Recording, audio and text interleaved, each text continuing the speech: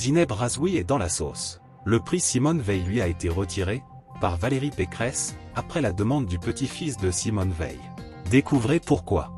Zineb El Razoui, journaliste et militante de la laïcité, a été au cœur d'une polémique après avoir reçu le prix Simone Veil des Trophées L de France, décerné par la région Île-de-France.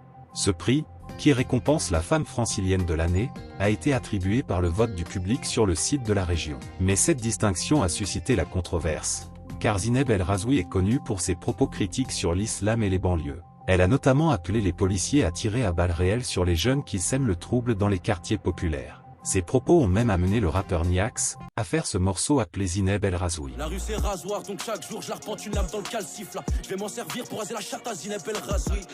Face au tollé, Valérie Pécresse, la présidente de la région Île-de-France, a décidé de retirer le prix à Zineb El Razoui. Elle a invoqué le respect des valeurs de Simone Veil, ancienne ministre et icône de la lutte pour les droits des femmes, qui a donné son nom au prix. Qui est Zineb El Razoui? Et quelle a été sa réaction, après la décision de la présidente de la région Île-de-France, Valérie Pécresse, de lui retirer le prix Simone Veil?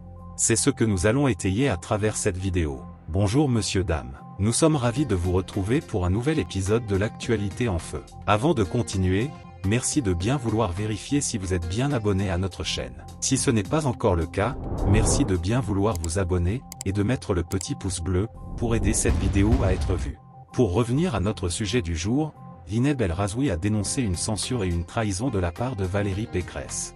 En colère et indignée, Zineb El Razoui a réagi au retrait de son prix Simone Veil, en publiant un communiqué sur son compte Twitter, que vous verrez affiché à l'écran, ainsi que les propos suivants dans les médias. Ce prix est une reconnaissance de mon combat pour la liberté d'expression et contre l'obscurantisme. Je le dédie à toutes les femmes qui subissent l'oppression des islamistes, en France et ailleurs. Je dénonce la censure et la trahison de Valérie Pécresse, qui se soumet aux injonctions des islamistes et de leurs alliés. Elle bafoue les valeurs de Simone Veil, qui a toujours défendu le droit des femmes à disposer de leur corps et de leur esprit. Elle insulte la mémoire des victimes de Charlie Hebdo, qui sont morts pour avoir osé critiquer l'islam. Je ne me tairai pas, je ne me soumettrai pas, je ne me repentirai pas. Je continuerai à dire haut et fort ce que je pense de l'islam et de ses dérives. Je continuerai à combattre le fascisme islamique, qui menace nos libertés et nos vies. Je continuerai à honorer l'héritage de Simone Veil, qui m'inspire et me guide. Fin de citation.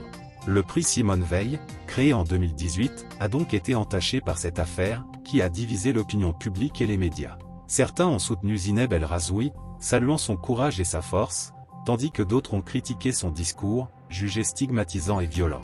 Mais qui est Zineb El Razoui? Zineb El Razoui, ou simplement Zineb de son nom de plume, née le 19 janvier 1982 à Casablanca, est une écrivaine, journaliste et militante des droits de l'homme franco-marocaine. En 2019, elle a reçu le prix Simone Veil pour sa lutte contre le fascisme islamique.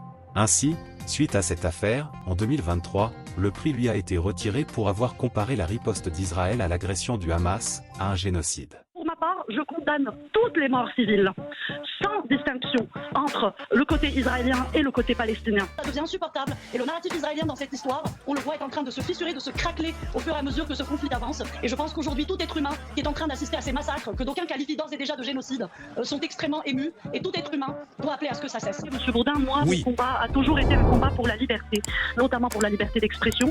Donc c'est une liberté que je saisis aujourd'hui pour défendre quelque chose qui me semble juste. Ma position est tout simplement une position humaine, Darius. Vous voyez? Et ce qui me semble juste, c'est qu'il n'y ait pas de double standard lorsqu'on parle d'un conflit aussi douloureux, aussi long que celui du Proche-Orient, en Israël-Palestine. Il faut que ça s'arrête. Zineb El Razoui est une ancienne journaliste de Charlie Hebdo, le journal satirique victime d'un attentat terroriste le 7 janvier 2015, qui a fait 12 morts. Elle était en vacances au moment de l'attaque, mais elle a perdu plusieurs de ses amis et collègues. Depuis, elle vit sous protection policière constante, car elle est menacée de mort par les islamistes.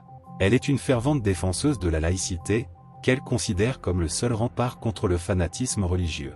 Elle dénonce régulièrement l'islamisme, qu'elle qualifie de fascisme vert, et appelle à réformer l'islam, qu'elle juge incompatible avec les valeurs républicaines. Elle critique aussi la complaisance de certains médias, intellectuels ou politiques, qu'elle accuse de collaboration avec les islamistes.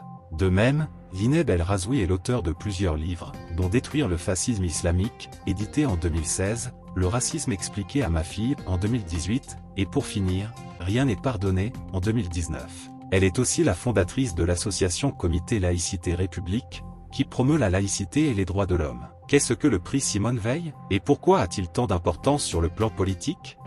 Pour le comprendre, nous vous emmenons à la découverte de la personne qui a inspiré ce prix, et les avantages liés au fait de le recevoir. Qui est donc Simone Veil? Simone Veil était une magistrate et une femme d'État française, née le 13 juillet 1927 à Nice et morte le 30 juin 2017 à Paris. Elle est connue pour avoir porté la loi qui dépénalise l'interruption volontaire de grossesse, IVG en 1974, quand elle était ministre de la Santé. Elle a aussi été la première présidente du Parlement européen élue au suffrage universel, de 1979 à 1982. Elle a aussi été élue à l'Académie française en 2008, et a été la 5e femme à entrer au Panthéon en 2018. Elle a survécu à la déportation à Auschwitz pendant la Shoah, où elle a perdu sa mère, son père et son frère. Simone Veil est une figure emblématique de la lutte pour les droits des femmes, de la construction européenne et de la mémoire de la Shoah. Elle a incarné la dignité, le courage et la conviction. En France, elle est considérée comme une héroïne, une grande dame de la République. Que rapporte l'obtention du prix Simone Veil? Le prix Simone Veil est attribué par le vote du public sur le site de la région, et il est remis par les fils de Simone Veil, Jean et Pierre François. La lauréate reçoit la somme de 100 000 € pour soutenir son action en faveur de l'égalité entre les femmes et les hommes dans le monde. Que pensez-vous de cette actualité en feu? Pour nous, ce sera tout pour aujourd'hui. Merci d'avoir regardé la vidéo jusqu'ici. N'oubliez pas de mettre le petit pouce bleu et de vous abonner pour ne plus rater nos prochaines publications. À bientôt pour de nouvelles actualités en feu. La rue c'est rasoir, donc chaque jour je l'arpente une lame dans le calcif là. Je vais m'en servir pour raser la chatte à Zineb El Razoui. Pour ma part, je condamne toutes les morts civiles, sans distinction entre le côté israélien et le côté palestinien.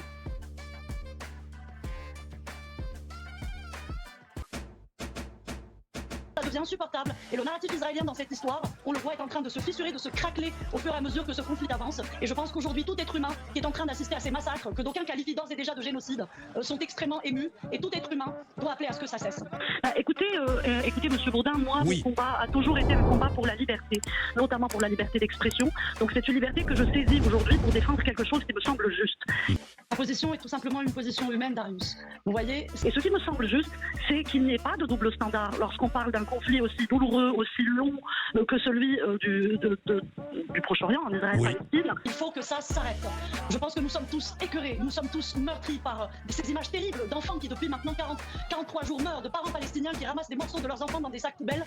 J'ai été plus que choquée, c'est-à-dire que cela m'a glacé le sang, Monsieur Bourdin, de voir qu'il y a beaucoup de voix qui en France agissent sous le couvert de l'humanisme, de la laïcité, de l'universalisme. Écoutez, ce n'est pas les victimes civiles palestiniennes ne datent pas du 7 octobre. Je rappelle que cela a commencé des décennies avant et que les Palestiniens, chaque année, chaque mois, payent leur lot de victimes depuis 75 ans. Qui, depuis maintenant des semaines, ne condamnent que la mort des civils du côté, voire même la mort des militaires du côté israélien. L'État d'Israël a été créé et qu'il pratique une politique de colonisation et d'occupation. Il est compris dans le droit international que tout peuple qui subit une occupation a les moyens de se défendre, y compris des moyens militaires. Qu'est-ce qui est aujourd'hui demandé au peuple palestinien? Est-ce qu'il lui est demandé de renoncer définitivement à tout espoir d'être libre un jour? Et qui aujourd'hui pour condamner les atrocités beaucoup plus massives qui sont perpétrées par l'État d'Israël sur les civils palestiniens qu'on voit mourir par milliers? Est-ce que vous reconnaissez à Israël le droit de se défendre après l'attaque islamiste qu'ils ont subie, de se défendre, de frapper le Hamas et comme ils le disent, de tuer les islamistes? Là, nous sommes en train d'assister au massacre d'une génération entière d'enfants palestiniens. Mais le nombre de victimes selon Euromed est de 15 704 morts dans ce conflit, dont 92% sont des civils et plus de 6 000 enfants. D'ailleurs, pour l'instant, l'armée israélienne n'a fait que massacrer des civils. On n'a pas vu le Hamas décapité. Elle n'a pas été capable de libérer ses otages.